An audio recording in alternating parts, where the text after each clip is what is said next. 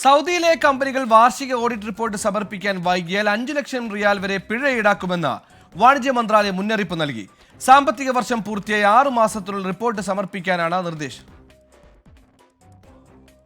ഖവായിം online portal വഴിയാണ് സൗദിയിലെ കമ്പനികൾ വാർഷിക സാമ്പത്തിക റിപ്പോർട്ട് സമർപ്പിക്കേണ്ടത്.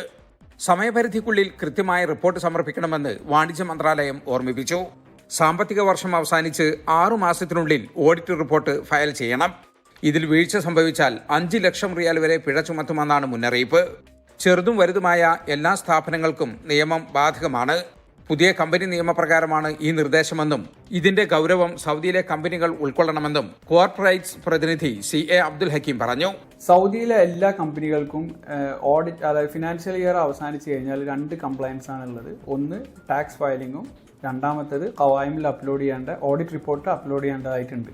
അപ്പോൾ ഏപ്രിൽ 29-നാണ് നമുക്ക് എന്ത് ചെയ്യേണ്ടത്, ടാക്സ് ഫയലിംഗ് കംപ്ലീറ്റ് ചെയ്യേണ്ടത്. അത് കംപ്ലീറ്റ് ചെയ്തിട്ടില്ല എന്നുണ്ടെങ്കിൽ അതിന് 20,000 റിയാലോളം ഫൈന് വരുന്നുണ്ട്. രണ്ടാമത്തേതുള്ളതാണ് ഖവായിമിൽ അപ്ലോഡ് ചെയ്യേണ്ടത്. അത് പണ്ട് മുതലുള്ള ലോ ആണ്, പക്ഷേ ഇതുവരെ അത് ഇത്ര സ്ട്രിക്റ്റ് ആയിട്ട് ഒരു ഫോളോ ചെയ്തിട്ടില്ല.